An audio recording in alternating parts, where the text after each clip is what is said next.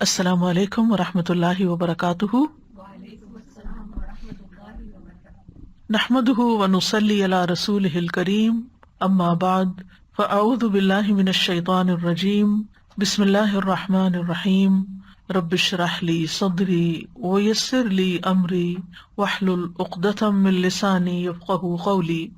وَإِذَا سَأَلَكَ عِبَادِي عَنِّي فَإِنِّي قَرِيبٌ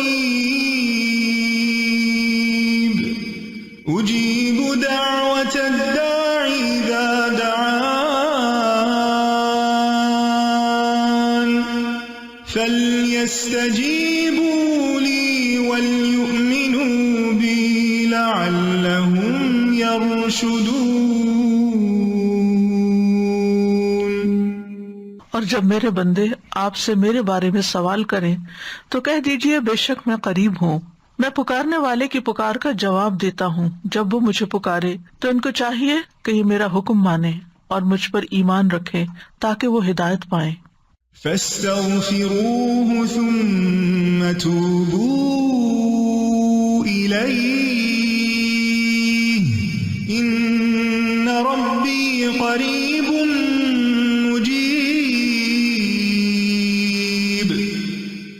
سو اس سے بخشش مانگو، پھر اس کی طرف پلٹ آؤ، یقیناً میرا رب قریب ہے، قبول کرنے والا ہے۔ الحمد للہ المتفرد بکمال الذات وجمیل الصفات المنزہ عن مشابہۃ المخلوقات، احاط علما بجمیع الکائنات ووسع سمعہ جمیع الاصوات۔ الحمد للہ الذی لا خیر الا منہ ولا فضل الا من لدنہ۔ ہر قسم کی حمد اللہ سبحانہ تعالیٰ کے لیے ہے جو کمال ذات اور اچھی صفات کے ساتھ اکیلا ہے، جو مخلوقات کی مشابہت سے پاک ہے۔ اس نے تمام کائنات کو اپنے علم سے گھیرا ہوا ہے، اور اللہ کی سماعت تمام آوازوں کو گھیرے ہوئے ہے۔ ہر قسم کی حمد اللہ کے لیے ہے کہ خیر اس کے سوا کہیں سے حاصل نہیں ہوتی، اور فضل و کرم صرف اسی کے پاس سے حاصل ہوتا ہے۔ اللہم صلی علی محمد وعلی آل محمد کما صلیت علی ابراہیم وعلی آل ابراہیم انک حمید مجید۔ اللہم بارک علی محمد وعلی آل محمد کما بارکت علی ابراہیم وعلی آل ابراہیم انک حمید مجید۔ ہم دشمن سے حفاظت کی دعاؤں کے بارے میں پڑھ رہے تھے۔ آج اس سلسلے میں تیسری دعا ہم پڑھیں گے جو سورۃ الاعراف میں ہے۔ شعیب علیہ السلام کی دعا ہے یہ۔ علی اللہ توکلنا ربنا افتح بیننا وبین قومنا بالحق وانت خیر الفاتحین۔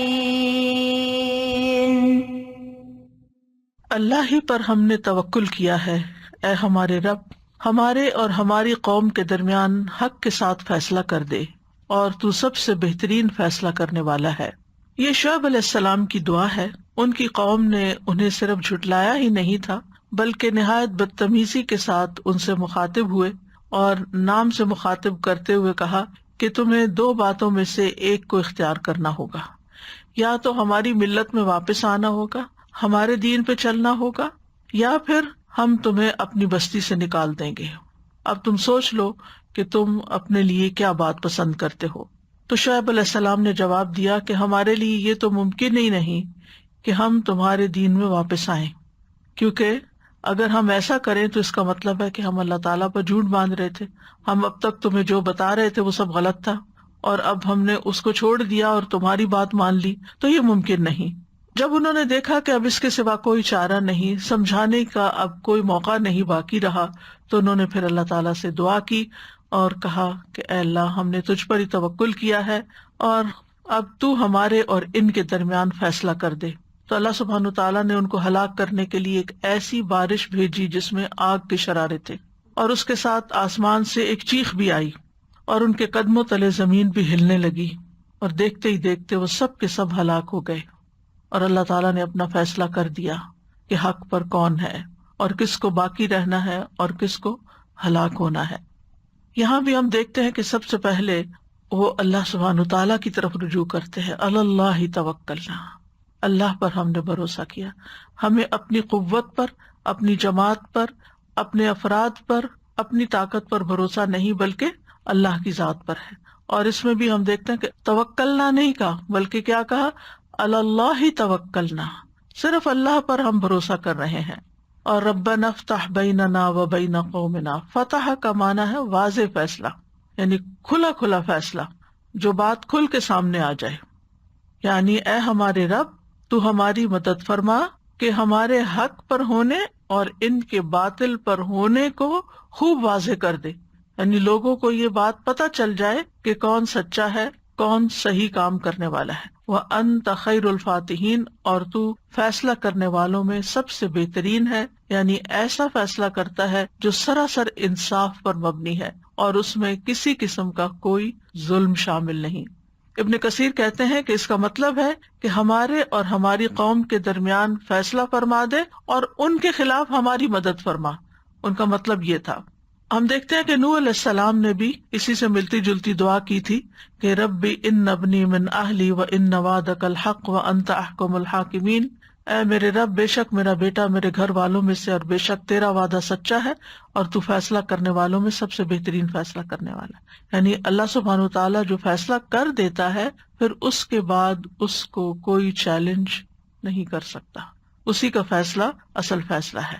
تو یہاں یعنی فتح سے اللہ سبحانہ وتعالیٰ کا ایک نام بھی ہے فتاح. فتاح کا ایک تو یہی معنی ہے فیصلہ کرنے والا، جیسے سورۃ سبا میں آتا ہے قل یجمع بیننا ربنا ثم یفتح بیننا بالحق وہو الفتاح العلیم، کہہ دیجئے کہ ہمارا رب ہمیں جمع کرے گا، پھر وہ ہمارے درمیان حق کے ساتھ فیصلہ کرے گا اور وہ زبردست فیصلہ کرنے والا، خوب جاننے والا ہے. فتاح کا ایک اور معنی بھی ہے اور وہ ہے کھولنے والا، یعنی اپنے بندوں کے لیے خیر و برکت کا دروازہ کھولنے والا. جیسے کہ آتا ہے ما یفتح اللہ للناس من رحمت فلا ممسک لہا، اللہ جو رحمت لوگوں کے لیے کھول دے تو اسے کوئی بند کرنے والا نہیں ہے. تو مطلب یہ ہے کہ سارا معاملہ اکیلے اللہ ہی کے ہاتھ میں ہے، جو اپنے بندوں کے لیے رحمت اور برکت اور رزق کے بند دروازے کھولتا ہے. انسان کو جو بھی خیر ملتی ہے وہ اللہ سبحانہ تعالیٰ ہی کی طرف سے اس کے پاس آتی ہے. خیر کے خزانے اللہ ہی کے ہاتھ میں ہیں. تو اس دعا سے بھی یہ بات پتہ چلتی ہے کہ اگر دین کے معاملے میں آپ کو شدید مخالفت کا سامنا کرنا پڑے اور حالات بہت تنگ ہو جائیں اور دشمن آپ پر حملہ آور ہونے کو دوڑ رہے ہوں، تو ایسی صورت میں پھر اللہ ہی کا سہارا اصل سہارا ہے اور اسی سے دعا کرنی چاہیے. اور یہ دعا بہترین دعا ہے. اور پھر اسی طرح جہاں حق اور باطل کے درمیان فیصلہ نہ ہو رہا ہو کہ کیا سچ ہے اور کیا نہیں، تو اس موقع پر بھی یہ دعا کرنا مشروع ہے کہ فیصلہ پھر اللہ پہ چھوڑ دیا جائے. اور یہ بات تو ہم سب جانتے ہیں کہ مشکلات اور مصائب اللہ تعالیٰ ہی دور کرتا ہے، یعنی وہی ہے جو مشکل وقت کو آسانی میں بدلتا ہے. بعض اوقات ہم دیکھتے ہیں کہ ہماری دعا قبول نہیں ہوتی، ہم مشکل میں ہوتے ہیں اور ہم دعا کرتے رہتے ہیں لیکن وہ قبول نہیں ہوتی. تو پہلے تو ہمیں یہ بات یاد رکھنی چاہیے کہ قبول ہو چکی ہوتی ہے لیکن اس کی وہ شکل نہیں ہوتی جو ہمیں پسند ہوتی یا جس شکل میں ہم چاہتے ہیں. ایک تو یہ ہے کہ جو ہم مانگ رہے ہیں وہ چیز ہمیں فوراً ویسی کی ویسی مل جائے. اگر دعا کو آپ مال سے تشبیہ دیں سمجھنے کے لیے، مثال کہ اگر کوئی شخص آپ سے کہے کہ اگر تم اس وقت کوئی فائدہ اٹھانا چاہتے ہو تو میں تمہیں اتنا مال دے دیتا ہوں. دوسری آپشن یہ ہے کہ مال تو نہیں دیتا لیکن اگر تم پر کوئی مصیبت آئی تو اس مصیبت میں جو بھی خرچ کرنا ہوگا وہ سارا میرے ذمہ، جیسے آپ انشورنس کراتے ہیں. تو اس میں بعض اوقات تھوڑے سے پیسے آپ نے دیے ہوتے ہیں لیکن جو نقصان ہوتا ہے وہ بہت بڑا ہوتا ہے اور پھر وہ اس سے کمپنسیٹ ہو جاتا ہے. تو بعض دعائیں جو ہیں وہ اس شکل میں تو پوری نہیں ہوتی جس میں ہم مانگ رہے ہوتے ہیں، لیکن اس کے بدلے میں کوئی آنے والی بہت بڑی مصیبت ٹل جاتی ہے جس کا ہمیں علم نہیں ہوتا، اللہ کو پتا ہوتا ہے اور اللہ سبحانہ وتعالیٰ اس کو ہم سے دور کر دیتا ہے. اگر آپ کو کوئی چوائس دے کہ یا تو یہ جو تم مانگ رہے ہو یہ لے لو یا پھر اس مصیبت سے بچ جاؤ، کیا لیں گے؟ مصیبت سے بچنا.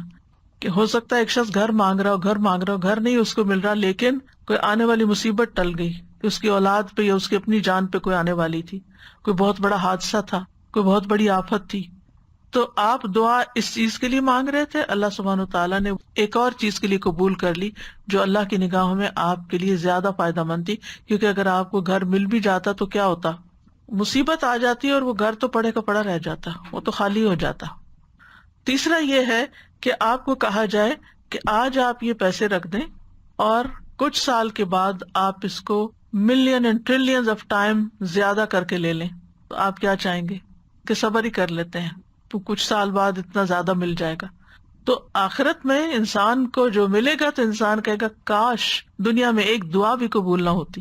لیکن چونکہ وہ غیب سے تعلق رکھتا ہے نا، تو ہمیں وہ چیزیں نظر نہیں آتی، اس لیے ہم جلد بازی کر لیتے ہیں، اس لیے ہم تنگ پڑ جاتے ہیں اور ہم سوچتے ہیں کہ ہماری بات نہیں سنی جا رہی، اور ہم مانگ رہے ہیں ہم کب سے یہ دعا کر رہے ہیں، دعا ہی نہیں سنی جا رہی. نہیں، سنی جا چکی ہے، لیکن وہ دعا کسی اور شکل میں کام کر رہی ہے جو اس سے بھی زیادہ فائدہ مند ہے.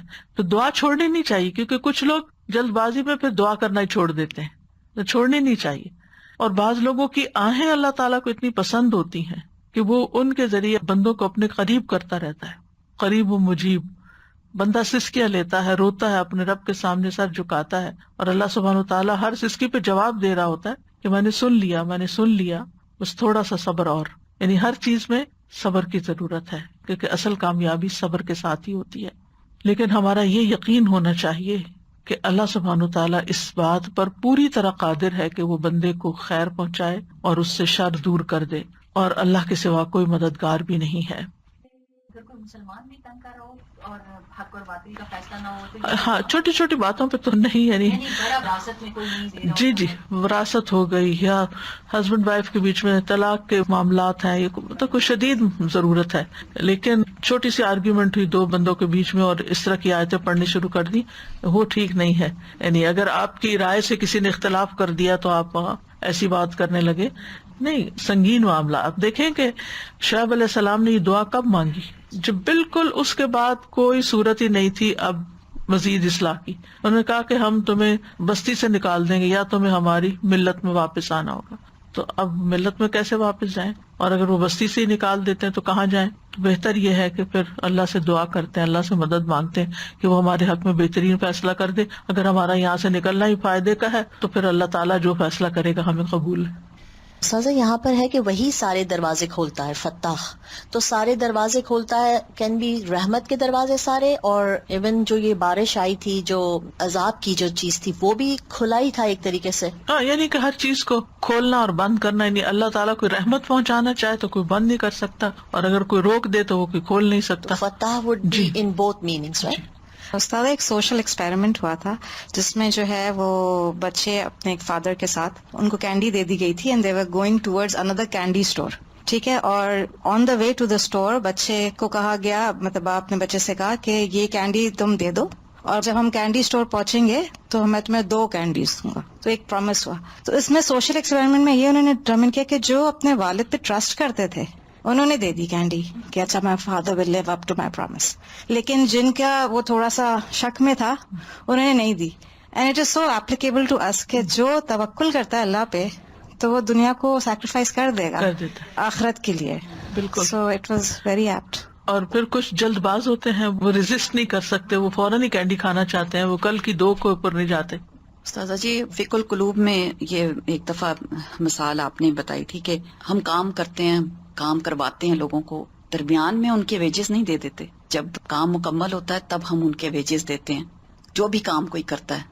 تو ہمارے لیے بھی اللہ تعالیٰ نے آخرت میں سارا اجر لکھا ہے، اور ہم چاہتے ہیں کہ سب ہمیں اسی دنیا میں مل جائے، یعنی جو نیکیاں کرتے جا رہے ہیں ساتھ ساتھ ہمیں ریوارڈ ملتا جائے یا ہمیں کوئی اپریشیٹ کرتا جائے. تو وہ ایک وقت ہے جس وقت ہمیں سب کچھ ملنا ہے.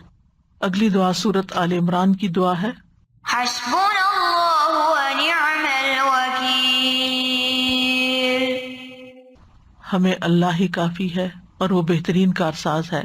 یعنی اگر دشمن کا ڈر ہو، خوف ہو، پریشانی ہو یا کوئی نقصان دے گا تو اس موقع پر ہمیں اللہ ہی کافی ہے اور وہ بہترین کارساز ہے. اس دعا کا کانٹیکس یہ ہے کہ غزوہ احد کے بعد ابو سفیان نے بعض لوگوں کو معاوضہ دے کر مسلمانوں کے اندر یہ افواہ پھیلائی کہ مشرکین مکہ لڑائی کے لیے بھرپور تیاری کر رہے ہیں، تاکہ یہ سن کے مسلمانوں کے حوصلے پست ہو جائیں. لیکن مسلمان اس قسم کی افواہیں سن کر خوف زدہ ہونے کی بجائے اور بہادر ہو گئے اور انہوں نے اللہ پر بھروسہ کیا. ان کے اندر ایمانی قوت پیدا ہوئی. الذین قال لهم الناس ان الناس قد جمعوا لكم فاخشوهم فزادهم ایمانا وقالوا حسبنا اللہ ونعم الوکیل. وہ لوگ کہ لوگوں نے ان سے کہا کہ بے شک لوگوں نے تمہارے خلاف فوج جمع کر لی ہے سو ان سے ڈرو، تو اس بات نے انہیں ایمان میں اور زیادہ کر دیا اور انہوں نے کہا ہمیں اللہ ہی کافی ہے اور وہ بہت بہترین کارساز ہے. اس میں آپ دیکھیے کہ اللہ سبحانہ تعالیٰ پر مکمل بھروسہ اور ٹرسٹ اور حقیقی توکل محسوس ہوتا ہے کہ حسبنا اللہ ونعم الوکیل، کافی ہے ہمیں اللہ ہی اور وہ بہترین کام بنانے والا ہے. ابن عباس کہتے ہیں کہ یہ کلمہ حسبنا اللہ ونعم الوکیل اس کو ابراہیم علیہ السلام نے اس وقت کہا تھا جب انہیں آگ میں ڈالا گیا تھا، تو انہوں نے اللہ تعالیٰ کی مدد لی. اور یہی کلمہ محمد صلی اللہ علیہ وسلم نے اس وقت کہا تھا جب لوگوں نے مسلمانوں کو ڈرانے کے لیے کہا تھا کہ لوگوں نے تمہارے خلاف فوج جمع کر لی ہے، یعنی ابو سفیان وغیرہ نے. تو اس بات نے انہیں ایمان میں اور زیادہ کر دیا. حسبنا کا لفظ جو ہے حسبہ سے ہے، اس کا مطلب ہے کفایت کرنا، کافی ہونا، یعنی کافی ہے، انف ہے، اس کے بعد کسی اور کی ضرورت نہیں. یعنی اللہ سبحانہ تعالیٰ اپنی عظمت، قدرت، حکمت اور جلال کی بنا پر ہمارے لیے کافی ہے. اللہ تعالیٰ اپنی تدبیر اور قوت کے ساتھ مومن سے ہر خطرے کو ٹال دیتا ہے. جس چیز سے بھی مومن کو ڈر لگتا ہے، ہر دشمن کو دور کر دیتا ہے جو مومن کو نقصان پہنچانا چاہتا ہے. تو حفاظت کا بہترین کلمہ ہے یہ، جس میں اللہ تعالیٰ کی مدح بھی ہے. آج صبح میں غور کر رہی تھی دعاؤں پر کہ ہر دعا کے اندر یا اللہ تعالیٰ کی تعریف ہے، اللہ تعالیٰ کے نام ہیں جن کا واسطہ دیا گیا ہے، اور یا کہیں اپنی غلطی کا اعتراف ہے، اور اسی طرح یعنی اللہ سبحانہ تعالیٰ کے اسماء کا ذکر ہے، کہیں اللہ کی توحید کا ذکر ہے، کہیں اللہ تعالیٰ کی ربوبیت کا ذکر ہے، کہیں اللہ تعالیٰ کی کچھ اور صفات کا ذکر ہے. حقیقت یہ ہے کہ اللہ سبحانہ تعالیٰ ہی ہمارا ضامن ہے ہر معاملے میں، جس میں ہم اللہ تعالیٰ کے حوالے اپنا کام کر دیتے ہیں. وہی کفیل ہوتا ہے، وہی نگران ہوتا ہے. قرآن مجید میں آتا ہے اللہ خالق کل شیء وہو علی کل شیء وکیل. اللہ ہر چیز کو پیدا کرنے والا ہے اور وہ ہر چیز پر نگہبان ہے، ہر چیز کی حفاظت بھی وہی کر رہا ہے. زمین پہ جتنے بھی جاندار ہیں سب کی پیشانی کے بال اس کے قبضے میں ہے، یعنی سب اس کے کنٹرول میں ہے. اللہ تعالیٰ کی کفایت دو طرح کی ہے، ایک کفایت عام ہے اور ایک کفایت خاص ہے. کفایت عام میں اللہ سبحانہ تعالیٰ ان تمام چیزوں میں بندوں کو کفایت کرتا ہے جو انہیں دین و دنیا کے معاملے میں پریشان کریں، یعنی کسی بھی قسم کے فائدوں کا حصول اور نقصان کا دور ہونا. خاص کفایت کیا ہے؟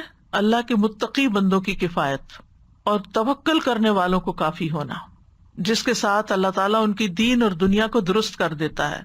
جیسے آتا ہے نا یا ایھا النبی حسبک اللہ ومن اتبعک من المؤمنین، اے نبی آپ کے لیے بھی اللہ کافی ہے اور ایمان لانے والوں کے لیے بھی. تو اس سے کیا پتہ چلتا ہے کہ اللہ سبحانہ تعالیٰ ایمان والوں کے لیے جو اس پر توکل کرتے ہیں ان کے لیے خاص قسم کی کفایت کرتا ہے. جیسے کل بھی میں نے کچھ مثالیں دی تھی نا کہ جس میں بندوں کے پاس کچھ بھی نہیں تھا اور صرف اللہ پہ بھروسہ تھا، وسائل کچھ بھی نہیں تھے. اچھا، اس کا یہ مطلب نہیں ہے کہ انسان وسائل اختیار نہ کرے، وسائل ضرور اختیار کرے، لیکن بعض اوقات وسائل ہوتے ہی نہیں، پھر کیا کرے؟ کمزور محسوس نہ کرے اور یہ نہ سوچے کہ اب تو میں مارا گیا، اب میں نہیں بچتا. نہیں، پھر بھی معاملہ اللہ کے سپرد کرے اور اللہ تعالیٰ کو اپنا ضامن بنائے. اور اگر اللہ کسی کے ساتھ ہو پھر کسی اور کی ضرورت بھی نہیں رہتی. حسبنا اللہ. اب سوچیے، ذرا غور کیجیے اس پر. حسبنا اللہ، اللہ کافی ہے. کافی کا مطلب اور کسی کی ضرورت نہیں، کافی ہے. اس کی مدد ہمارے لیے بہت ہے، اس پہ ہم ٹرسٹ کرتے ہیں. پھر اگلی دعا ہے سورۃ القصص کی. رب نجنی من القوم الظالمین. اے میرے رب مجھے ظالم قوم سے نجات دے. یہ بابرکت دعا موسیٰ علیہ السلام کی دعاؤں میں سے ہے. ان کی بہت سی دعائیں ہیں، ان میں سے ایک دعا یہ ہے. موسیٰ علیہ السلام جب فرعون کے ظلم و ستم سے تنگ آ گئے تو انہوں نے یہ دعا کی کہ یا رب مجھے فرعون اور اس کی قوم سے نجات دے. اسی طرح کی دعا مانگی تھی کس نے؟ آسیہ علیہ السلام نے. کیا؟ رب ابن لی عندک بیتا فی الجنہ ونجنی من فرعون وعملہ. کیونکہ تھا تو اس کا شوہر لیکن دشمن بن چکا تھا. تو اگر کوئی بھی ظلم کرتا ہو اور شدید ظلم کرتا ہو اور انسان کے پاس اس سے نکلنے کا کوئی چارہ نہ ہو تو انسان کو یہ دعا پڑھنی چاہیے کہ کہ اللہ مجھے ظالم لوگوں سے نجات دے۔ بعض اوقات بعض خواتین بہت کمزور ہوتی ہیں اور ان پر تشدد بھی کیا جا رہا ہوتا ہے، اور ان پہ لعن طعن بھی، اور ان کو دن رات کی دھمکیاں بھی، اور ذلت آمیز سلوک بھی، اور ضروری نہیں کہ وہ دین کے معاملے میں، دنیا کے معاملے میں بھی بعض لوگوں کے اوپر بلا وجہ کا ظلم کیا جاتا ہے۔ تو اللہ سبحانہ تعالیٰ ہی ہے جو ظالموں کے چنگل سے انسان کو چھڑا سکتا ہے، تو اس وقت یہ دعا پڑھنی چاہیے۔ اور یہاں بھی رب کے وسیلے سے دعا کی جا رہی ہے، رب نجنی من القوم الظالمین، کہ تو ہی میرا رب ہے، تو ہی میرا خالق ہے، تو ہی میرا مالک ہے، تو ہی میرا رازق ہے، تو ہی مجھے چلانے والا ہے، تو ہی میری کفایت کرنے والا ہے، تو ہی میری مدد کرنے والا ہے۔ میں اس ظلم کا شکار ہوں، میری کوئی مدد کرنے والا نہیں۔ حتیٰ کہ بعض اوقات آپ دیکھیں ماں باپ بھی ہاتھ اٹھا لیتے ہیں کہ ہم کچھ نہیں کر سکتے، بس اب تم صبر ہی کرو۔ ایک انسان کہاں تک صبر کر سکتا ہے؟ تو یہاں ظالموں سے مراد فرعون اور اس کی قوم تھی، ظالموں سے مراد کفار بھی ہو سکتے ہیں، اور ظالموں سے مراد سو کالڈ مسلم بھی ہو سکتے ہیں جو خود مسلمانوں پر ہی ظلم کر رہے ہوں۔ تو انبیاء اور نیک لوگ ہمیشہ سختیوں میں، تکلیفوں میں، مصیبتوں میں اللہ سبحانہ تعالیٰ کی طرف رجوع کرتے ہیں اور اسی سے مدد طلب کرتے ہیں، اور اللہ سبحانہ تعالیٰ کی طرف پناہ لینے کے لیے دوڑتے ہیں۔ تو ظالموں کے شر سے بچنے کے لیے اپنی دعاؤں میں یہ دعا شامل کر لینی چاہیے۔ اور اس کے علاوہ بھی جو مصیبتیں ہیں، یعنی مختلف لوگوں کی طرف سے مصیبتیں ہو سکتی ہیں، تو ایسی صورت میں، یعنی بعض لوگ ایسے ممالک میں رہتے ہیں کہ جس میں ان کا صرف مسلمان ہونا ہی ایک بہت بڑا جرم ہے، اور ان کو جو سزائیں دی جاتی ہیں، آپ دیکھیں کہ برما کے لوگوں کا کیا قصور تھا، اور کس طرح ان کو جلایا گیا، اور کس طرح ان کو گھر بے گھر کیا گیا، اور کس طرح وہ یعنی اس ڈر اور خوف سے جب نکلے بھی ہیں تو آگے ان کے ساتھ کتنی مشکلات پیش آئیں۔ کبھی کبھی میں سوچتی ہوں اس تصور میں بھی کہ اگر میں وہاں پیدا ہوئی ہوتی تو کیا حال ہوتا۔ اسی طرح جو چائنیز مسلم ہیں وہ جس حال میں ہے، اور ان کے جو حالات آپ پڑھتے ہیں، مجھے خود کچھ چائنیز نے بتایا تھا کہ بعض جگہوں پر اتنی سختی ہے مسلمانوں پر کہ وہ روزہ نہیں رکھ سکتے، زبردستی ان کے منہ میں کھانا ٹھونستے، یعنی عام دنوں میں ان کو چاہے دیکھیں یا نہ دیکھیں کہ کچھ کھا رہے ہیں یا نہیں، لیکن رمضان میں نماز پڑھنے کی تو اجازت نہیں۔ اور تقریباً سارے چائنیز نے دو نام رکھے ہوئے، ایک اسلامی نام رکھا ہوا ہے اور ایک چائنیز نام رکھا ہوا ہے، یعنی حتیٰ کہ اپنے نام سے بھی اپنی آئیڈینٹی کو چھپاتے ہیں کیونکہ ایسے ظلم و ستم میں رہ رہے ہیں۔ آپ سوچئے ہم اس آزادی کی نعمت کا جتنا بھی شکر ادا کریں کم ہے۔ اگر اللہ نہ کرے ہم کسی ایسی جگہ پر پیدا ہوتے جس میں نہ ہم نماز پڑھ سکتے، نہ ہم حجاب کر سکتے، نہ ہم اپنے آپ کو مسلمان ظاہر کر سکتے، تو پھر کیا کرتے؟ یعنی جہاں ہر طرف سے ظلم و ستم کی بارش ہے۔ تو ایسے تمام مسلمانوں کو جو کہیں پر بھی ہوں، جو کسی بھی طرح کے ظلم و ستم کا شکار ہوں، زیادہ سے زیادہ اللہ سبحانہ تعالیٰ کی طرف رجوع کرنی چاہیے۔ مشکل یہ ہے کہ عموماً جب دنیا میں ہمیں کوئی تکلیف ہوتی ہے تو ہم اللہ سبحانہ تعالیٰ کی طرف سب سے آخر میں جاتے ہیں۔ پہلے ہم لوگوں کی طرف دیکھتے ہیں، امی ابا کی طرف دیکھتے ہیں، بہن بھائیوں کی طرف دیکھتے ہیں، اگر مالی کمی کا شکار ہیں تو مالدار لوگوں کی طرف دیکھتے ہیں، تو دنیا کے سہارے ڈھونڈتے ہیں۔ ٹھیک ہے، دنیا کے وسائل اختیار کر سکتے ہیں، لیکن سب سے زیادہ خالص ہو کر پہلے اللہ تعالیٰ ہی کو پکارنا چاہیے۔ تو اللہ تعالیٰ لوگوں کے دل بھی مسخر کر دیتا ہے آپ کی مدد کے لیے، کیونکہ دعا ایسی چیز ہے جو ایک عبادت بھی ہے، اور اس کے ذریعے مصیبتیں اور بلائیں ٹلتی بھی ہیں، کیونکہ عبادت بذات خود ایک ذریعہ بنتی ہے آپ کا اللہ سبحانہ تعالیٰ کی طرف رجوع کرنا ہی۔ یعنی بعض اوقات انسان منہ سے بھی کچھ نہیں نکال پاتا، اتنا اوور ویلڈ ہوتا ہے، اتنا زیادہ اس کا دماغ پریشان ہوتا ہے کہ اس کو دعا کرنے کے لیے الفاظ بھی نہیں ملتے، لیکن وہ صرف یہی کہتا ہے یا رب یا رب، یعنی صرف اللہ کے کسی نام کے ساتھ ہی اس کو پکار رہا ہوتا ہے۔ تو یہ پکارنا بھی اللہ کو بڑا بھا جاتا ہے کہ اس مشکل میں یہ بندہ یہ جانتا ہے اور اس بات کا اعتماد رکھتا ہے کہ میرا کوئی رب ہے اور وہ میری مدد کر سکتا ہے اور وہ میری اس مشکل کو آسان کر سکتا ہے۔ تو چھوٹی تکلیف ہو یا بڑی تکلیف ہو، ذاتی زندگی میں ہو یا اجتماعی زندگی میں ہو، لا ملجا ولا منجا منک الا الیک، سہارا تو اللہ ہی کی ذات ہے، الٹیمیٹ سہارا وہی ہے۔ ہر حال میں اس بات کو سمجھ لینا چاہیے، صرف یہ دشمنوں کے شر سے بچنے کے لیے نہیں، ہر حال۔ اور پھر آپ دیکھیے کہ کچھ دشمن ظاہر ہوتے ہیں، کچھ چھپے ہوئے ہوتے ہیں، کچھ تو سامنے آ کے وار کر رہے ہوتے ہیں، اور کچھ چھپ کے اور ایسے طریقوں سے آپ کے خلاف سازشیں کر رہے ہوتے ہیں کہ خود آپ کو بھی نہیں پتا ہوتا۔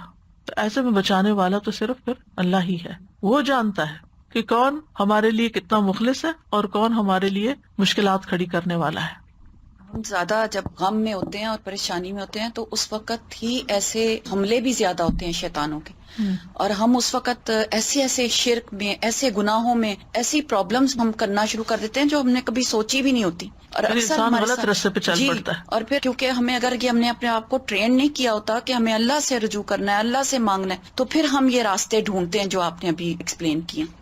نیکسٹ دعا ہے سورۃ العنکبوت کی. رب انصرني على القوم المفسدين. اے میرے رب ان لوگوں کے مقابلے پر میری مدد فرما جو فساد کرنے والے ہیں، فسادی ہیں. یعنی کچھ تو ظالم ہوتے ہیں اور کچھ فسادی ہوتے ہیں. وہ آپ کے خلاف کوئی نہ کوئی ایسی چال چلے رکھتے ہیں کہ جس سے آپ چین سے نہیں بیٹھ سکتے. کبھی کسی کو آپ کے خلاف بھڑکا دیں گے، کبھی کسی کو آپ کے خلاف بدگمان کر دیں گے، کبھی کہیں سے کوئی مسئلہ کھڑا کر دیں گے. تو انسان سوچتا ہے کہ اب کرے تو کرے کیا، پھر سہارا تو اللہ ہی ہے، رجوع تو اللہ ہی کی طرف کرنا ہے، اس لیے اسی سے مدد مانگنی ہے. کچھ یاد ہے یہ دعا کس نے مانگی تھی؟ یہ کس کی دعا ہے؟ لوط علیہ السلام کی دعا ہے. ٹھیک ہے، لوط علیہ السلام کی قوم کی سرکشی اور ان کی مخالفت جو تھی وہ حد سے بڑھ گئی، اور وہ ڈھٹائی کے ساتھ اپنی بے حیائی کے اوپر مصر رہے. تو ایک وقت آیا کہ لوط علیہ السلام پھر ان کے ہدایت پر آنے کی طرف سے مایوس ہو گئے، اب یہ سیدھے ہونے والے نہیں ہیں. تو انہوں نے اس وقت اللہ سبحانہ وتعالیٰ سے دعا کی کہ جس طریقے سے تو مناسب سمجھے میری مدد کر. رب انصرنی علی القوم المفسدین، یہ فسادی لوگ جو ہیں، یہ بگڑے ہوئے لوگ جو ہیں، ان کے خلاف میری مدد کر اور ان سے مجھے نجات دے. تو اللہ سبحانہ وتعالیٰ نے ان کی دعا قبول کر لی اور ان کی قوم کو ہلاک کرنے کے لیے فرشتے بھیجے. یاد رکھیے کہ جتنے بھی پیغمبروں نے اپنی قوم کے خلاف دعائیں کی ہیں یہ اس وقت کی ہیں جب انہیں یہ یقین ہو گیا کہ اب یہ ایمان نہیں لائیں گے. یعنی یہ نہیں کہ انہوں نے دعوت دی اور وہ نہیں مانے تو کہا اللہ ان کو برباد کر دے، ایسا نہیں ہوا. کسی پیغمبر نے ایسا نہیں کیا. تو اس لیے اگر دین کے راستے میں آپ کو کوئی مشکلات آ رہی ہیں، کوئی روڑے اٹکا رہا ہے، کوئی مسائل کھڑے ہو رہے ہیں یا کوئی سختی تنگی ہے، تو یہ نہیں کہ پہلے ہی مشکل پر آپ بد دعائیں دینا شروع کر دیں. نہیں، اس کو دعا کی بنسبت بد دعا کہا جا سکتا ہے کیونکہ علی القوم الخلاف مانگی جا رہی ہے. جب انسان ہر طرح کا اپنا وسیلہ اختیار کر چکے اور ویسے بھی اللہ تعالیٰ سے دعا کرتا رہے، مدد مانگتا رہے، لیکن دشمن کے خاتمے کی دعا اس وقت جب پھر کوئی اور چارہ نہ ہو، جب تھریٹ آ جائے، جان کا خطرہ ہو، عزت کا خطرہ ہو، اس وقت. نیکسٹ دعا ہے سورۃ النساء کی. ربنا أخرجنا من هذه القرية الظالم أهلها واجعل لنا من لدنك وليا واجعل لنا من لدنك نصيرا. اے ہمارے رب، ہمیں اس بستی سے نکال جس کے رہنے والے ظالم ہیں، اور ہمارے لیے اپنے پاس سے کوئی حمایتی بنا دے، اور ہمارے لیے اپنے پاس سے کوئی مددگار بنا دے. حمایتی اور مددگار مانگ رہے ہیں. اس آیت میں ان کمزور مسلمانوں کی طرف اشارہ ہے، ان بچوں کی طرف اشارہ ہے، عورتوں کی طرف اشارہ ہے جو مکہ یا آس پاس کے کچھ قبائل میں موجود تھے. وہ اسلام قبول کر چکے تھے لیکن ہجرت نہیں کر سکتے تھے، ان کے پاس وسائل نہیں تھے، لہٰذا وہ کفار کے ظلم اور تشدد کو برداشت کرنے پر مجبور تھے، اور اللہ تعالیٰ سے دعا کیا کرتے تھے کہ یا اللہ ان ظالموں سے رہائی کی کوئی صورت پیدا فرما دے اور ہمارا کوئی حامی و مددگار پیدا کر دے جو ہمیں ان ظالموں کے ظلم سے نکال کے لے جائے. تو ربنا اخرجنا من هذه القریہ، تو قریہ سے مراد یہاں مکہ ہے، لیکن اس کے علاوہ آج بھی جس قریہ، جس علاقے، شہر، ملک میں کوئی ظلم و ستم کا شکار ہے وہ اس کو ذہن میں رکھ کے دعا مانگ سکتا ہے. اور پھر یہ کہ یہاں ولی اور نصیر کی بات کی گئی ہے، یعنی ولی جو ہمارے معاملے کی سرپرستی کرے، ہمارے حق میں کوئی لڑے، ہماری طرفداری کرے، اور نصیر جو ہے وہ دشمن کے خلاف ہماری مدد کرے. تو ولی اور نصیر جب کسی جگہ پر اکٹھے ہوتے ہیں یعنی ایک آیت کے اندر، تو ولی وہ ہوتا ہے جو نفع پہنچائے اور نصیر وہ ہوتا ہے جو نقصان کو دور کرے. اور اگر یہ الگ الگ آئے تو ان میں دونوں معنی شامل ہوتے ہیں. تو اللہ سبحانہ تعالیٰ نے ان کمزور مسلمانوں کی دعا قبول کر لی، اور بعض کے لیے اللہ نے مدینہ آنا آسان کر دیا، اور بعض ایسے تھے کہ جو دعائیں مانگتے رہے تو ایک وقت آیا کہ اللہ تعالیٰ نے مکہ فتح کرا دیا اور یہ سارے کے سارے لوگ اس ظلم و ستم سے باہر آ گئے. یہ تو دعائیں تھیں ظالم سے بچنے کی، دشمن سے بچنے کی، لیکن اس کے علاوہ اوور آل بھی حفاظت کے لیے دعا، شیطان سے حفاظت کی، کیونکہ وہ عدو مبین، اس کے لیے بھی دعائیں ہیں، جیسے کہ سورۃ البقرہ کی آخری آیات اگر انسان رات کو پڑھتا ہے تو وہ اسے ہر آفت سے بچانے کے لیے کافی ہو جاتی ہیں.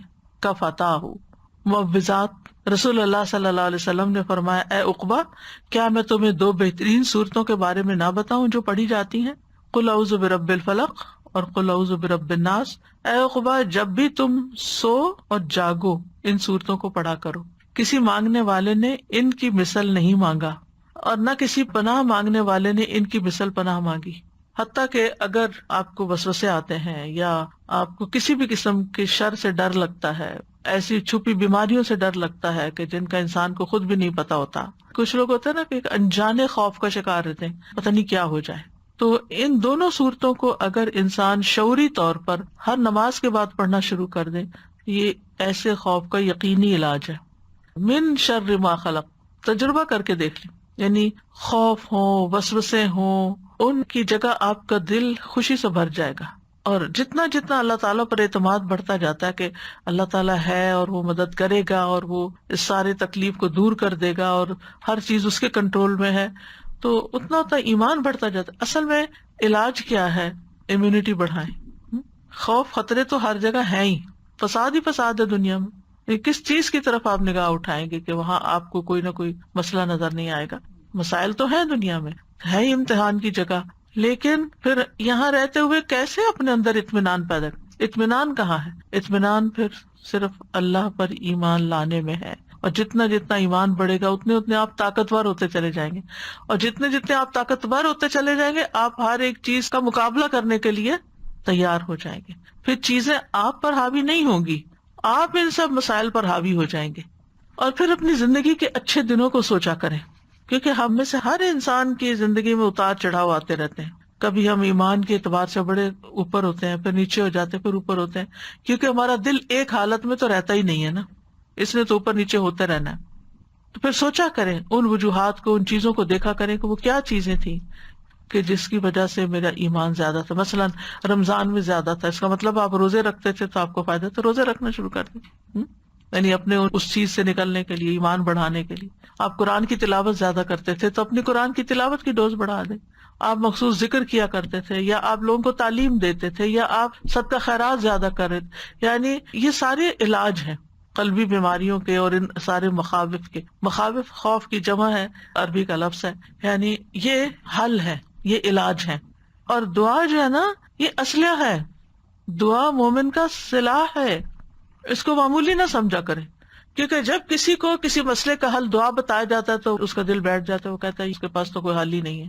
دعا تو کر ہی رہے ہیں، پھر دعا کو بہتر کرنے کی ضرورت ہے. جو کر رہے ہیں اس میں مزید ڈوز ڈالیں اور مختلف دعائیں کریں اور شعوری طور پر کریں اور قبولیت کے اوقات میں کریں، اپنی نیکیاں بڑھا دیں، کیونکہ ان رحمت اللہ قریب من المحسنین. یعنی آپ سوچئے کہ اگر کوئی ہر نماز کے بعد تھوڑا سا وقت نکال کے یہ صورتیں پڑھ لیتا ہے، قل هو اللہ احد، قل اعوذ برب الفلق، قل اعوذ برب الناس، آپ صلی اللہ علیہ وسلم کی یہ بات یاد رکھتے ہوئے کسی مانگنے والے نے ان کی مثل نہیں مانگا، نہ کسی پناہ مانگنے والے نے ان کی مثل پناہ مانگی. یعنی شر سے بچنے کے لیے اس سے بہتر کوئی دعا ہی نہیں دوسرے لفظوں میں. کیونکہ انسان جب مخلوق کے شر سے ڈرتا ہے تو پھر مخلوق کے رب یعنی رب الناس کی ہی پناہ لیتا ہے اور وہی ان سے بچا سکتا ہے. پہلے بھی ایک چھوٹی سی مثال میں نے دی تھی شاید کسی لیکچر میں، کہ جب آپ کہیں جا رہے ہوں اور بکریوں کے ریوڑ کے پاس سے گزر رہے ہوں اور بکریوں والے کے پاس اس کا کتا بھی ہو اور کتا آپ پہ بھونکنا شروع کر دے، تو آپ کیا کریں گے؟ آپ خود کتے سے لڑیں گے یا بکری والے کو کہیں گے اپنے کتے کو سنبھالو؟ بکری والے سے ہی کہیں گے نا، کیونکہ آپ اس سے نہیں لڑ سکتے، اس کے تو ایک اشارے میں وہ بھاگ جائے گا. بالکل ہر روز ہی آپ اگر واک کرتے ہیں اسٹریٹ پہ تو آپ کو تجربہ ہوتا ہے کہ جب آپ کتے کے پاس سے گزرتے تو آپ کس کو دیکھنا شروع کر دیتے ہیں؟ کتے والے کو دیکھنا شروع کر دیتے کہ اس کو سنبھالو کہ مجھے نہ یہ کرے کچھ، دور سے ہی. تو بہرحال اسی طرح بہت سے لوگ آپ کے خلاف باتیں کرنے والے ہو سکتے ہیں، آپ کا مذاق اڑانے والے ہو سکتے ہیں آپ کے دین کی وجہ سے یا کسی بھی اور وجہ سے. تو پھر آپ ان سب سے لڑ نہیں سکتے، ان کا منہ بند نہیں کر سکتے. آپ ان کا جو مالک ہے نا اور ان کا جو رب ہے اور جس کے کنٹرول میں یہ سارے، آپ اس سے فریاد کریں کہ یا اللہ تو ان سب سے مجھے کافی ہو جا، ان کو سنبھال لے. پھر اسی طرح ایک اور دعا ہے، اللہم انی اعوذ بک من جہد البلاء ودرک الشقاء وسوء القضاء وشماتۃ الاعداء. اے اللہ بے شک میں تیری پناہ مانگتا ہوں سخت مصیبت، بدبختی کے لاحق ہونے سے، بری تقدیر سے اور دشمنوں کے خوش ہونے سے. جو دعائیں ایپ ہے اس میں یہ ساری دعائیں جو میں آپ کو بتا رہی ہوں ساتھ ساتھ اس کو اپڈیٹ بھی کروا رہی ہوں، اس کے اندر ڈلواتی بھی جا رہی ہوں کہ کوئی چیز چھوٹے نہ. کیونکہ بعض اوقات لوگ آتے ہیں تو کہتے ہیں وہ جو فلاں لیکچر میں آپ نے ایک دعا پڑھی تھی نا وہ بتا دیں. اب وہ کہاں سے نکال کے انسان کہاں لکھ کے آپ کو دے اور پھر آپ وہ کاغذ کہاں سنبھالے پھریں گے. تو بہتر یہ کہ وہ ایپ ڈاؤن لوڈ کر لیں اور اس میں سے ڈھونڈ لیں. ابو ہریرہ رضی اللہ عنہ سے روایت ہے کہ نبی صلی اللہ علیہ وسلم آزمائش کی مشقت سے، بدبختی کے آنے سے، برے خاتمے سے اور دشمن کے ہنسنے سے اللہ کی پناہ مانگا کرتے تھے. یہ ساری چیزیں کتنی تکلیف دہ ہے نا، کہ جہد البلا آزمائش کی مشقت. ایک اور قول ہے کہ اس سے مراد ہے شدت، یعنی آزمائش کی شدت، کہ امتحان ہے اور شدید امتحان ہے. ایک بیماری ہوتی ہے، ہلکی بیماری ہوتی ہے، اور ایک ہوتی ہے سخت تکلیف دہ کہ انسان کو کسی پل چین نہیں ہوتا، چاہے جسمانی ہو چاہے قلبی ہو. پھر اسی طرح درک الشقاء بدبختی، بد نصیبی، چاہے دنیا کی ہو یا آخرت کی، دونوں طرح. اسی طرح سوء القضاء، اس میں مال، اولاد، اہل و عیال، خاتمہ، قیامت کا دن سب شامل ہے. سوء القضاء، اللہ بری تقدیر سے ہر جگہ، مجھے بھی، میری اولاد کو بھی، اور مال میں بھی، اور میرے انجام میں بھی، ہر جگہ تو مجھے محفوظ رکھنا اس سے. ابن بطال کہتے ہیں شماتت الاعداء وہ بات ہے جو دل کو تکلیف پہنچاتی ہے اور نفس پہ انتہائی گراں گزرتی ہے. یعنی آپ نے دیکھا ہوگا کہ بعض لوگ ایک چھوٹی سی بات کرتے ہیں آپ کو، وہ آپ کے دل میں اتنی چبھ جاتی ہے کہ آپ سارا دن اس کو نکال نہیں پاتے. حالانکہ جس وقت وہ کر رہا ہوتا ہے اس وقت وہ کوئی بڑی بات نہیں ہوتی، وہ کر کے چلا جاتا ہے، لیکن آپ سوچتے ہی رہ جاتے ہیں، اسی کو ہی سوچے چلے جاتے ہیں. پوائزنس ہوتی ہے. جیسے کوئی کانٹا چبھ جاتا ہے نا، کچھ کانٹے ہوتے ہیں آپ چبھتے ہیں نکال دیتے ہیں بات ختم، اور کچھ کانٹے تو نکل جاتے ہیں لیکن اس کے بعد جو اس جگہ کا حال ہوتا ہے وہ خارش کئی دن تک چلتی ہے. جو چپ کے اندر ہی رہ جائیں تو وہ تو بہت ہی زیادہ تکلیف، ان سے تو دھیان ہٹتا ہی نہیں. پھر ایک اور دعا ہے اللہم انی اعوذ بک من غلبۃ الدین وغلبۃ العدو وشماتۃ الاعداء. ان سب دعاؤں کو اس لیے اختیار کیا گیا کہ اس میں دشمنوں کا لفظ آ رہا ہے. ٹھیک ہے. اے اللہ میں تیری پناہ چاہتا ہوں قرض کے غلبے سے، دشمن کے غلبے سے، اور میری مصیبت پر دشمنوں کے خوش ہونے سے. یہ دعا بھی نبی صلی اللہ علیہ وسلم کی دعاؤں میں شامل تھی اور اکثر اس کو پڑھا کرتے تھے. اس میں آپ دیکھیے غلبۃ العدو اور شماتۃ الاعداء، دشمن کے غالب آنے سے اور بہت سارے دشمنوں کے ہنسنے خوش ہونے سے.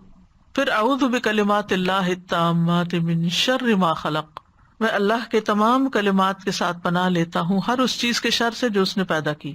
خولہ بنت حکیم کہتی ہیں میں نے رسول اللہ صلی اللہ علیہ وسلم کو فرماتے ہوئے سنا جو کسی جگہ پڑاؤ کرے، یعنی کسی جگہ ٹھہرے اور یہ دعا پڑھے تو اسے کوئی چیز نقصان نہیں دے گی حتیٰ کہ وہ وہاں سے کوچ کر جائے. آج کل سمر ہے، آپ لوگ پارک وغیرہ جاتے ہوں گے، ونٹر کے مقابلے میں انسان کی موومنٹ زیادہ ہوتی ہے. کبھی آؤٹ آف سٹی جا رہا ہے، کبھی کسی کے گھر جا رہا ہے، کبھی باہر سیر کے لیے جا رہا ہے، یا اس کے علاوہ بھی جیسے آپ اپنے کسی کام سے ہاسپٹل جاتے ہیں. ہاسپٹل میں بعض لوگ علاج کیا کرواتے ہیں، کچھ اور جراثیم کیچ کر کے آ جاتے ہیں اور وہ پہلی بیماری سے بھی بڑے ہو جاتے ہیں. یا اسی طرح آپ بینک جاتے ہیں یا کہیں بھی جاتے ہیں تو اگر آپ انٹر ہوتے ہی دعا پڑھ لیں تو انشاءاللہ وہاں کے ہر شر سے محفوظ رہیں گے. اور پھر آپ دیکھیے کہ کلمات اللہ کا کیا معنی ہے. اعوذ بکلمات اللہ، اس میں اللہ کے اسماء اور اللہ کی نازل کردہ ساری کتابوں کے کلمات، اللہ کا کلام ہے، جیسے قرآن اللہ کا کلام ہے. ٹھیک ہے. تو اسی طرح سورۃ الفلق اور سورۃ الناس وہ بھی بیچ میں آ جاتی ہیں. تو انسان اللہ سبحانہ تعالیٰ کے سارے کلمات کے ذریعے، یعنی کہ اس کا وسیلہ پکڑتا ہے نا، ان کا اللہ ہی کی پناہ لیتا ہے ہر مخلوق کے شر سے بچنے کے لیے. اور مخلوق میں آپ دیکھیے کہ چاہے انسان ہو، چاہے حیوان ہو، چاہے جنات ہو، سب شامل ہیں. اب انسان جیسے ایک دوسرے کو نقصان پہنچاتے ہیں ظلم کر کے، ایک دوسرے پہ سرکشی کر کے، قتل کر کے، مار پٹائی کر کے، گالی گلوچ دے کے، اور اس کے علاوہ جو بھی کوئی شر ہوتا ہے کسی کا، غلط باتیں آپ کے ذہن میں ڈال کے، یہ بھی انسانوں کا شر ہے. اور اس وقت آپ دیکھیں کہ معاشرے کے اندر وقت کے ساتھ ساتھ حتیٰ کہ ہمارا جو سیل فون ہے اس کے اندر بھی بہت سارا شر ہے. آپ اپنے بچے کو کام کرنے کے لیے لیپ ٹاپ لے کے دیتے ہیں، اس کے اندر بھی بہت سا شر ہے. کس چیز کو ہاتھ لگائیں کہ وہاں آپ کو شر نہ ملے. حتیٰ کہ آپ فروٹ خریدتے ہیں تو اس کے اوپر ایسے اسپرے کیے ہوئے ہوتے ہیں کہ وہ پتہ نہیں کس کس طریقے سے نقصان دیتے ہیں. پانی جو پیتے ہیں آپ, اس کے اندر پتہ نہیں کیا کچھ شامل ہو چکا ہے. یعنی کون سی چیز ہے ایسی کہ جس سے آپ سمجھے کہ ہم محفوظ ہیں. وقت کے ساتھ ساتھ جہاں زندگی بہت آرٹیفیشل ہو گئی ہے, وہاں ہر چیز کے اندر بعض اوقات بڑی خوبصورت پیکنگ ہوتی ہے, خوبصورت اس کے اوپر ریپرز لگے ہوئے ہوتے ہیں, لیکن وہی چیز پی کے آپ بیمار ہو جاتے ہیں اور وہی چیز کھا کے آپ مصیبت کا شکار ہو جاتے ہیں. وہی کھانا سب کھا رہے ہوتے ہیں لیکن ان کو اتنی تکلیف نہیں ہوتی جتنی آپ کو ہو جاتی ہے. تو آپ کو نہیں پتا چلتا کہ اس کے اندر کون سی ایسی چیز ہے جو مجھے سوٹ نہیں کرتی, میں اس سے الرجک ہوں یا میرے لیے وہ شر ہے. تو اگر آپ شام کے وقت ہر روز یہ دعا پڑھ لیتے ہیں ریگولرلی تو بہت اچھا ہے. لیکن اس کے علاوہ کہیں بھی جاتے ہوئے, ایون گروسری اسٹور جاتے ہیں, آپ مال جاتے ہیں, کہیں جاتے ہیں, جا کے اس کو پڑھ کے اللہ تعالیٰ کی پناہ میں اپنے آپ کو دیں. یا اللہ ہم تو جانتے بھی نہیں. اسی طرح موت کا وقت, پھر موت کے بعد قبر کے اندر بھی کیسا کیسا شر ہے, عذاب قبر ہے, اور اس کے علاوہ کیڑے مکوڑے. کل میں وہ دیکھ رہی تھی زمین کے کیڑوں کے بارے میں کہ کس کس قسم کے ہیں. آپ یقین کریں کہ اگر آپ دیکھ لینا ان کو تو دہشت کے مارے نیند نہ آئے. تو جب انسان قبر میں چلا جاتا ہے تو پتہ نہیں کس کس قسم کی مخلوق انسان کو آ چمٹتی, اور وہاں سے تو بھاگ نہیں سکتے, وہاں تو جانا ہی جانا ہے. تو ان چیزوں کو بھی ذہن میں رکھا کریں جب ایسی دعائیں مانگیں. من شر ما خلق, یعنی وقت کے ساتھ ساتھ ایسی چیزیں سامنے آ رہی ہیں جو کبھی ہمارے تصور میں بھی نہیں تھی نا. پہلے آنکھوں سے اوجھل تھی, وہ ہم سے غیب میں تھی, لیکن اب وہ چیزیں سامنے آ گئی ہیں تو اتنی دہشت بھی پھر بڑھتی چلی جاتی. لیکن ہم اس کو اپنے ساتھ ریلیٹ نہیں کرتے. ہم کہتے ہیں ہاں یہ کسی نے کسی جنگل میں ویڈیو بنائی ہے اور یہ وہاں ہے, یہ کیڑا مکوڑا یا سانپ یا کچھ, ہمیں نہیں پتا کہ کہاں کیا ہے. کل اتفاق سے میں پڑھنے بیٹھی جب, تو ایک مکھی میرے پاس آ گئی. اس مکھی نے مجھے اتنا تنگ کیا میں آپ کو بتا نہیں سکتی. آخر وہ جب میری کتاب پہ بیٹھی نا تو میں نے اس کو دم کرنا شروع کیا. یقین مانے اس کے بعد وہ نہیں ہلی, وہ پتہ نہیں کہاں غائب ہوئی, مجھے نہیں پتا. میں نے اللہ کی پناہ لی نا. یقین کریں اس کے بعد وہ نہیں آئی کہ اللہ تعالیٰ کی پناہ میں اتنی سی چھوٹی سی چیز بھی. چھوٹی سی چیز, نمرود جیسے مغرور بادشاہ کو ایک مچھر نے ہلاک کر دیا تھا. تو آپ کو نہیں پتا کہ کون سی چیز. آپ دیکھیے کہ کینسر کیا چیز ہے, یعنی ایک سیل کا بگاڑ اور وہ اتنا ملٹی پلائی ہونا شروع ہو جاتا ہے غلط طریقے سے کہ انسان کی جان لے لیتا ہے. You never know. اور کچھ چیزیں تو ہم دیکھ لیتے ہیں یا دیکھ لیں گے, لیکن زیادہ تر تو شر ہماری آنکھوں سے چھپا ہوا ہے, ہمیں تو پتہ بھی نہیں ہے کہ آگے کیا کیا پیش آنے والا ہے. تو پناہ تو اللہ کے پاس ہے, اس لیے ان دعاؤں میں کوتاہی نہیں کرنی چاہیے. جیسے یہ دعائیں ایپ ہے نا, تو اس میں بہت زیادہ دعائیں شامل ہو گئی ہیں, تو پھر انسان گھبراتا ہے کہ اتنی تو میں نہیں روز پڑھ سکتا. تو روز پڑھنے کی چیز نہیں ہے, آپ شروع کر لیں اور جتنی آسانی سے ایک نماز کے بعد پڑھ سکیں, فجر کے بعد پڑھ لیں, ظہر اثر, جو آپ کو ذرا سا فری ٹائم ہو, اور پھر وہیں سے چھوڑ دیں, پھر اگلے دن پھر وہیں سے شروع کر لیں, کرتے کرتے کرتے ہر چیز. بس کوشش یہ کریں کہ ذرا سمجھ کے اور شعور کے ساتھ ان کو ادا کریں. کچھ لوگ ہوتے ہیں کہ جن سے آپ کو ملنا بھی ضروری ہوتا ہے, قریبی رشتے داروں میں ہوتے ہیں, لیکن وہ جب ملتے ہیں کوئی نہ کوئی ہرٹ فل بات کرتے ہیں, وہ کوئی نہ کوئی ایسی بات ضرور کریں گے کہ جس سے آپ کے اندر تکلیف شروع ہو جاتی ہے. حتیٰ کہ بعض بہت ہی کلوز ریلیشن بھی ہوتے ہیں, یعنی ماں باپ بھی ہو سکتے ہیں, بچے بھی ہو سکتے ہیں, کہ ماں باپ بچوں کو دیکھے بغیر نہیں رہتے, اور جب بچے آتے ہیں تو ایسی بدتمیزی کی باتیں بعض اوقات کر جاتے ہیں کہ انسان کے لیے انتہائی تکلیف دہ ہوتا ہے. کیونکہ آپ دیکھیے کہ جن رشتوں سے زیادہ پیار ہوتا ہے نا, اور جن رشتوں سے زیادہ ایکسپیکٹیشن ہوتی ہے, تکلیف بھی وہیں زیادہ ہوتی ہے. تو حتیٰ کہ انسان یہ کہے کہ اللہ مجھے اپنی اولاد ہی کے شر سے یا جو بھی کوئی اور تکلیف دینے والا ہے اس سے بھی محفوظ رکھ. پھر اسی طرح جن و انس وغیرہ تو ہو گئے, خود انسان کے اپنے نفس کے اندر بھی شر ہے, ٹھیک ہے نا. نعوذ باللہ من شرور انفسنا ومن سیئات اعمالنا, میں اپنے نفس کے شر سے اپنے آپ کو اللہ کی پناہ میں دیتی ہوں, کیونکہ ان النفس لامارۃ بالسوء, نفس انسان کو بہت زیادہ حکم دیتا ہے برے کام کرنے کا, اور جب ہم برے کام کرتے ہیں تو ظاہر اپنی آخرت برباد کرتے ہیں. اور اسی طرح ہمارے بعض اعمال یعنی جو گناہ ہوتے ہیں وہ ہمارے لیے نقصان دہ ہوتے ہیں. تو جب انسان یہ دعا پڑھتا ہے تو پھر آپ کے درمیان اور چیزوں کی بری تاثیر کے درمیان اسی حساب سے رکاوٹ ڈال دی جائے گی جتنا آپ کے تعوذ میں طاقت ہوگی, جتنا بہترین تعوذ ہوگا یا جتنا وہ کمزور ہوگا اسی حساب سے. یعنی اگر آپ نے پناہ شیلڈ اپنے اوپر یا اپنے پروٹیکشن وال جو ہے وہ کمزور رکھی ہوئی ہے تو اٹیک زیادہ ہوگا, زیادہ مضبوط ہے تو اتنا ہی وہ ٹکرا کے واپس چلا جائے گا شر. پھر ہے اللہم انی اعوذ بک من الفقر والقلۃ والذلۃ واعوذ بک من ان اظلم او اظلم. اے اللہ میں فقر و فاقہ، قلت اور ذلت سے تیری پناہ میں آتا ہوں کہ مجھے کوئی ذلیل کرے، اور میں اس بات سے تیری پناہ میں آتا ہوں کہ میں کسی پہ ظلم کروں یا کوئی مجھ پہ ظلم کرے.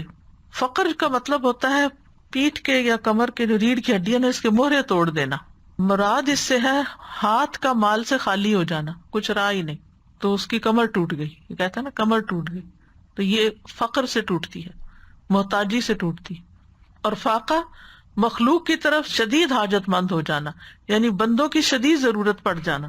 قلت کسی چیز کا کم ہو جانا یا تعداد میں کمی ہونا یا خیر کے دروازوں میں کمی ہونا، یعنی اللہ نے اپنی رحمتوں کے بہت سے دروازے کھولے ہوئے، طرح طرح کی نعمتیں آپ کے پاس آ رہی کہ حالات پلٹا کھا جاتے ہیں اور دروازے بند ہو جاتے ہیں. ذلت یعنی ایسی ذلت کہ دوسروں کی نگاہوں میں انسان حقیر ہو جائے اور اس کی کوئی قدر و قیمت نہ رہے. اور عیلہ جو ہے محتاجگی اور ہاتھ کا رزق سے خالی ہونا. اور فقر جو ہے اس سے پناہ مانگنا اس لیے ضروری ہے کہ بعض اوقات یہ فقر جو ہے وہ کفر تک پہنچا دیتا ہے انسان کو. انسان اپنی بنیادی ضروریات کے پوری کرنے کے لیے اپنے دین کو بھی بیچ ڈالتا ہے. اور پھر آپ دیکھیے کہ انسان کو یہ بھی ڈر ہوتا ہے کہ کہیں بے صبری کی وجہ سے میرے اندر اللہ کے قضاء و قدر کے فیصلوں کے بارے میں کوئی ناراضگی نہ پیدا ہو جائے، کہیں شیطان مجھ پہ مسلط نہ ہو جائے. کیونکہ جب انسان ضرورت مند ہوتا ہے، کمزور ہوتا ہے، تو پھر ساری چیزیں اٹیک کر دیتی ہیں. یا اللہ مجھے پناہ دے کہ میں مخلوق کا بہت محتاج ہوں، کہ لوگوں پر ڈپینڈنٹ ہو جاؤں، یعنی میں صرف تیرا ہی محتاج ہوں، بندوں کا نہ ہوں. کیونکہ جب انسان بندوں کا محتاج ہوتا ہے نا تو اس کی عزت نفس میں بھی کمی آتی ہے، اس کے دین میں بھی کمی آتی ہے، اس کی مروت میں بھی کمی آتی ہے. ایسے بندے کو لوگ حقیر سمجھنا شروع کر دیتے ہیں جب بندہ بندوں کا محتاج ہوتا ہے. اور اسی طرح جب قلت ہوتی ہے چیزوں کی تو پھر کبھی انسانوں کی قلت ہو جاتی ہے، مددگاروں کی قلت ہو جاتی ہے، رشتوں کی قلت ہو جاتی ہے، ایک کے بعد ایک رشتہ چلا جاتا ہے دنیا سے. ایسے بھی ہوتا ہے نا کہ زندگی میں ہی اولاد فوت ہو گئی، زندگی میں ہی بیوی یا شوہر فوت ہو گیا، تو انسان کتنا تنہا ہو جاتا ہے. تو کسی بھی چیز کی قلت ہو سکتی ہے، یعنی پہلے آپ کے پاس سب کچھ تھا، بھرا ہوا گھر تھا، پھر چھٹ گئے سارے، اور اس کی وجہ سے انسان کے اندر عجب تکلیف شروع ہو جاتی ہے. پھر ذلت کہ لوگ آپ کو کوئی امپورٹنس ہی نہ دیں، نہ آپ کی بات سنیں اور نہ ہی آپ کی طرف کوئی توجہ کرے. یہ چیز بھی بڑی تکلیف دہ ہوتی ہے کہ آپ کسی مجلس میں جائیں، کوئی آپ کو پوچھے بھی نہ، وہ لوگ اپنی خوش گپیوں میں مصروف ہوں، اپنی باتوں میں خوش ہو رہے ہیں، اور آپ اپنے غم میں بیٹھے ہوئے، کوئی آپ کا حال تک نہیں پوچھتا. ایسا ہوتا ہے نا، بعض لوگ بالکل آئسولیٹڈ بیٹھے ہوتے ہیں، کوئی ان کی طرف توجہ نہیں کرتا، کوئی ان کو نہیں پوچھتا. پھر اسی طرح ظلم سے بھی پناہ مانگی کہ اللہ مجھے اس سے بچا کے رکھنا، کیونکہ ظلم کی وجہ سے انسان بعض اوقات اپنے دین، اپنے ایمان، دین کا کام، اپنے مشن، بہت ساری ایسی چیزوں سے پیچھے ہٹ جاتا ہے جو اس کی زندگی کا بہت بڑا پیشن ہوتا ہے. اور بعض اوقات رنج و غم، یعنی ظلم کی وجہ سے رنج و غم آتا ہے نا، اور رنج و غم اور پریشانی انسان کی عقل کو، انسان کے جسم کو، انسان کے دل کو تھکا دیتی ہے کہ زندگی میں کوئی لطف ہی باقی نہیں رہتا. یعنی ساری نعمتیں ہیں، کھانا رکھا ہوا ہے، کھانے کا کوئی ٹیسٹ ہی نہیں آ رہا، کپڑے ہیں، پہن کے کچھ مزہ ہی نہیں آ رہا، گھر ہے، کوئی چین ہی نہیں آ رہا. کتنی تکلیف دہ زندگی. تو ایسے میں انسان اللہ سبحانہ وتعالیٰ سے حفاظت کی دعا مانگتا رہے. ربنا آتنا فی الدنیا حسنہ وفی الآخرۃ حسنہ، دنیا بھی اچھی ہو، آخرت بھی اچھی. تو جب اللہ تعالیٰ کی پناہ میں آتا ہے انسان تو اللہ تعالیٰ ابراہیم علیہ السلام کو آگ سے نکال سکتا ہے، جو ایک نون واقعہ ہے ہسٹوریکل، اور نوح علیہ السلام کو کس طرح نجات دے سکتا ہے، اور باقی پیغمبروں کو بھی انوکھے واقعات ہیں ایک سے ایک. ہم تو سن کے عادی ہو گئے نا، تو ہم کہتے ہیں ہاں ہمیں پتا ہے، لیکن اگر ہم ان کے اوپر غور کریں کہ ہوا کیسے. ابھی بھی ایسا ہی ہوتا ہے استاذہ. اگر ہم یہ سوچیں نا کہ حضرت ابراہیم علیہ السلام کے، آپ اپنی مشکلوں میں دیکھیں کہ کیسے اللہ سبحانہ وتعالیٰ ایسے نکالتا ہے آپ کو، تو آپ اسی طرح حیران ہوتے ہیں اور کہتے ہیں ہاں مجھے اللہ تعالیٰ پہ یقین ہے. بالکل. اور کون سی چیز ہے، کون سا نقصان ہے جس سے اللہ تعالیٰ نہیں بچا سکتا؟ یعنی ایک اللہ سبحانہ وتعالیٰ کی ذات ہے، نہیں گھومنا پڑتا کہیں، کافی. پھر دعا ہے اللہم انی اعوذ بک من یوم السوء ومن لیلۃ السوء ومن ساعۃ السوء ومن صاحب السوء ومن جار السوء فی دار المقامہ. اے اللہ بے شک میں تیری پناہ مانگتا ہوں برے دن سے، بری رات سے، برے وقت سے، برے ساتھی سے، گھر میں مقیم برے ہمسائے سے، یعنی جو ساتھ رہتا ہے اور وہ ہمارے لیے تکلیف دہ ہے. تو نبی صلی اللہ علیہ وسلم یہ دعا مانگا کرتے تھے. برے دن سے مراد وہ دن جس میں انسان پر کوئی مصیبت نازل ہو، کوئی اس کا نقصان ہو جائے، کوئی آزمائش آ جائے، اور بری رات جس میں یہ سب کچھ رات کے وقت ہو، اور بری گھڑی یعنی وہ وقت بعض اوقات اچانک کوئی مصیبت آ جاتی ہے، آن کی آن میں، لمحوں میں.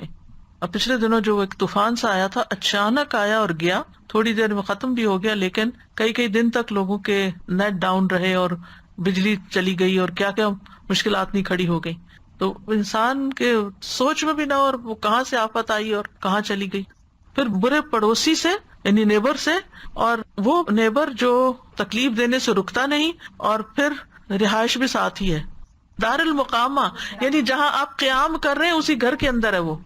خادم، اسپاؤس، دوست، ہم سفر فی دار المقامہ. دار المقامہ ہوتا ہے دار القیام، یعنی جس گھر میں آپ کا قیام ہے اسی کے اندر. یعنی کہ بعض بچیاں اپنے ان لاز سے پریشان ہوتی ہیں کہ کوئی کچھ کر رہا ہے، کوئی کچھ کہہ رہا ہے، یعنی یو نیور نو. یعنی بعض کیسز میں دیکھا کہ مختلف سٹوریز آپ بھی سنتے رہتے ہیں، میرے پاس بھی مسائل آتے رہتے ہیں. ہسبینڈ وائف بالکل ٹھیک ہے آپس میں، لیکن ماں نے جینا حرام کیا ہوا ہے. وہ ہر وقت بہو کی برائیاں جو ہے وہ ہسبینڈ سے کرتی رہتی ہے، جس کے نتیجے میں ہسبینڈ اپنی بیوی کے ساتھ بدسلوکی شروع کر دیتا ہے.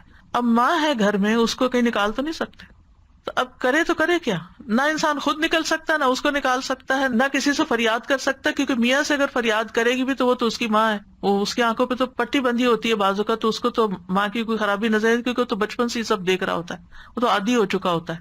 ایک مثال ہے، لیکن ایسے واقعات بہت ہیں. انسان کس قدر پریشان ہے ایسے لوگوں کے ہاتھوں کے جو گھر کے اندر، بعض اوقات کسی نند کی مثلا شادی نہیں ہوئی اور وہ ہر چیز میں انٹرفیئرنس کر رہی ہے، ہر چیز میں، یا یہ کہ وہ جس دن آتی ہے تو اس دن ہر چیز الٹ ہو جاتی ہے. تو اس طرح کی بہت ساری چیزیں جو زندگی میں تکلیف دہ ہوتی ہیں. یعنی بعض لوگوں کا آنا، ان کا وجود، ان کا رہنا ہمارے مصیبت بن جاتا ہے. تو یا رب جس گھر میں ہم رہتے ہیں یا جس جگہ ہم رہتے ہیں، اور آپ دیکھیں کہ ورک پلیس بھی ہو سکتی ہے نا، وہ بھی آپ کا ایک سیکنڈ ہوم ہوتا ہے، کیونکہ آپ دن کا بس اسکول. ابھی مجھے یاد ہے، مجھے بچپن میں کلاس 2 میں تھے تو ایک اردو کی کتاب میں کہانی ہوتی تھی 2 گھر. میرے 2 گھر تھے، ہم کہتے گھر تو ایک ہی ہوتا ہے، 2 گھر کیسے ہیں؟ تو وہ پھر ایک گھر اسکول کو بتایا ہوا تھا کہ اسکول بھی میرا گھر ہے، اور اس کی بھی مجھے صفائی کرنی ہے، اور اس کی بھی مجھے ہر چیز کی ٹیک کیئر کرنی. تو پھر وہ آہستہ آہستہ دماغ میں رجسٹر ہو گیا کہ اس کو بھی گھر سمجھنا ہے. لیکن جس جگہ پر آپ کام کرتے ہیں، اگر آپ کے کلیگز جو ہیں وہ آپ کے لیے مصیبت ہیں اور ہر وقت آپ کی شکایت ہی کرتے رہتے ہیں اور لوگوں کو آپ کے خلاف بھڑکاتے رہتے ہیں، تو کتنی زندگی تکلیف دہ ہو جاتی ہے. بعض استاد ایسے ہوتے ہیں کہ ان کو ایسے اسٹوڈینٹس مل جاتے ہیں جو ان کے لیے وبال جان ہوتے ہیں. وہ استاد کے خلاف باقی لوگوں کو بھڑکاتے رہتے ہیں کلاس کو، اور ڈسٹربنس کریٹ کیے رکھتے ہیں. یعنی بے شمار مسائل ایسے ہو سکتے ہیں. تو ایسے میں برے انسان سے جو گھر میں ہی رہتا ہے، اس سے بھی اللہ مجھے پناہ دے، یعنی اس کے شر سے مجھے بچا لے. ہمارے دین میں اللہ نے کوئی چیز چھوڑی ہے، سارے مسائل کا حل ہے. مسئلہ یہ کہ یا تو ہمیں معلوم نہیں، یا ہمیں معلوم ہے تو ہم اس کی طرف توجہ نہیں دیتے، اور ان کو یہ چیز ذہن میں رکھ کے نہیں پڑھتے، نہ دعا کرتے.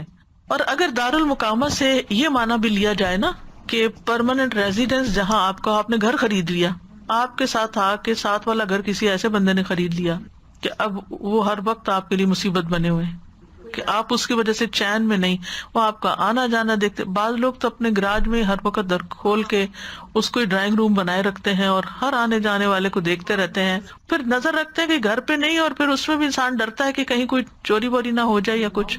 لاؤڈ میوزک، بے شمار مصیبتیں. تو اس لیے برے پڑوسیوں سے، چاہے اندر ہوں چاہے ساتھ رہتے ہوں، ان سے بھی پناہ مانگی گئی ہے. پھر ہے اللہم انت عضدی و نصیری بک احول و بک اصول و بک اقاتل. اللہ تو ہی میرا دست بازو ہے، میرا مددگار ہے، تیری مدد سے میں چلتا پھرتا ہوں، تیری مدد سے حملہ کرتا ہوں، اور تیرے بھروسے پر میں ان سے لڑتا ہوں. یہ خاص طور پر جنگ کے موقع پر نبی صلی اللہ علیہ وسلم پڑھتے تھے. حضرت انس کہتے ہیں کہ رسول اللہ صلی اللہ علیہ وسلم جب غزوے کے لیے تشریف لے جاتے تو یوں دعا پڑھتے. عضدی کا مطلب ہے میرا مددگار، میرا معاون، اور بکا کا مطلب ہے صرف تیری ذات کے ساتھ. احولو یعنی میں حول یعنی طاقت پکڑتا ہوں یا ایک حال سے دوسرے حال کی طرف منتقل ہوتا ہوں، اور اصولو تیری دی ہوئی قوت سے میں لڑتا ہوں، دشمن پہ حملہ کرتا ہوں. ایک اور دعا ہے اللہم بک احاول و بک اصاول و بک اقاتل. اے اللہ میں تیری ہی دی ہوئی قوت کے ساتھ ہیلا کرتا ہوں، تیری ہی دی ہوئی طاقت کے ساتھ حملہ کرتا ہوں اور تیری مدد سے میں لڑائی کرتا ہوں۔ صہیب رضی اللہ عنہ کہتے ہیں کہ غزوہ حنین کے موقع پر نماز فجر کے بعد رسول اللہ صلی اللہ علیہ وسلم کے ہونٹ ہلتے رہتے تھے۔ اس سے پہلے کبھی آپ نے ایسا نہیں کیا تھا، یعنی فجر کے بعد مسلسل کچھ پڑھ رہے تھے۔ ہم نے کہا اللہ کے رسول، ہم نے آپ کو وہ کرتے دیکھا ہے جو پہلے نہیں دیکھا، آپ ہونٹوں کو کیوں ہلا رہے ہیں؟ آپ نے فرمایا پہلی امتوں میں ایک پیغمبر تھے، انہیں اپنی امت کی تعداد پر اطمینان اور خوشی ہوئی تو انہوں نے کہہ دیا یہ لوگ کبھی شکست نہیں کھا سکتے، تو اللہ نے ان کی طرف وحی بھیجی کہ اپنی امت کے لیے 3 میں سے کسی ایک بات کو اختیار کر لیں، یا تو ہم ان پر کسی دشمن کو مسلط کر دیں جو ان کا خون بہائے، یا بھوک کو مسلط کر دیں، یا موت بھیج دی جائے، کیونکہ اللہ تعالیٰ کو ان کی یہ بات پسند نہیں آئی۔ کوئی بھی فخر کا جملہ ہو یا کچھ، تو آپ کو معلوم ہے نا کہ اس غزوہ حنین کے موقع پر بھی کیا ہوا تھا کہ مسلمانوں کے دل میں یہ بات آ گئی تھی کہ آج ہمارا لشکر تعداد میں بہت زیادہ ہے، اس لیے کوئی ہمیں شکست نہیں دے سکتا۔ یاد رکھیے ہمارے پاس ہر طرح کے بھی وسائل ہونا تو یہ نہ سوچیں اب مجھے کسی کی ضرورت نہیں ہے، اب میں سیلف سفیشینٹ ہوں، انڈیپینڈنٹ ہوں۔ نہیں، یو نیور نو کہ آپ پر کہاں سے مصیبت آ جائے۔ اللہ تعالیٰ کو فخر اور غرور پسند نہیں ہے، انسان اپنے آپ کو کسی بھی لحاظ سے بڑی چیز سمجھے۔ جو کچھ بھی ہو وہ سب اللہ کا دیا ہوا ہے، اور آپ کو بھی اللہ کے اذن سے ہی فائدہ پہنچ سکتا ہے، ورنہ نہیں۔ چیزیں ہوتی ہیں فائدہ نہیں دیتی۔ تو انہوں نے اپنی قوم سے مشورہ کیا، وہ کہنے لگے دشمن کے تسلط کی ہم نہیں طاقت رکھتے، بھوک پر ہم صبر نہیں کر سکتے، تو ہم پہ موت مسلط کر دی جائے۔ تو ان پہ موت مسلط کر دی گئی۔ 3 دن کے اندر 70,000 آدمی مارے گئے۔ رسول اللہ صلی اللہ علیہ وسلم نے فرمایا اس لیے میں تمہاری کثرت دیکھ کے یہ دعا کر رہا ہوں، اللہم بکا احاول و بکا اساول و بکا اقاتل۔ یہ لوگ نہیں، تیری وجہ سے، تیرے ساتھ، تیری مدد سے، تیری قوت سے میں ہیلا کرتا ہوں، حملہ کرتا ہوں اور لڑائی کرتا ہوں۔ پھر ہے اللہم انا نجعلک فی نحورہم ونعوذ بک من شرورہم۔ اے اللہ ہم تجھے ان کے بالمقابل کرتے ہیں اور ان کے شر سے تیری پناہ طلب کرتے ہیں۔ نبی صلی اللہ علیہ وسلم کو جب کسی قوم سے خوف ہوتا تو آپ یہ دعا پڑھا کرتے تھے، اللہم اے اللہ انا نجعلک، ہم آپ کو رکھتے ہیں فی نحورہم، ان کے نحر اس جگہ کو کہتے ہیں حلق کو، سینے کو، سینہ کہہ لیں، اور ہم تیری مدد کے ساتھ ان کے شر سے پناہ چاہتے ہیں۔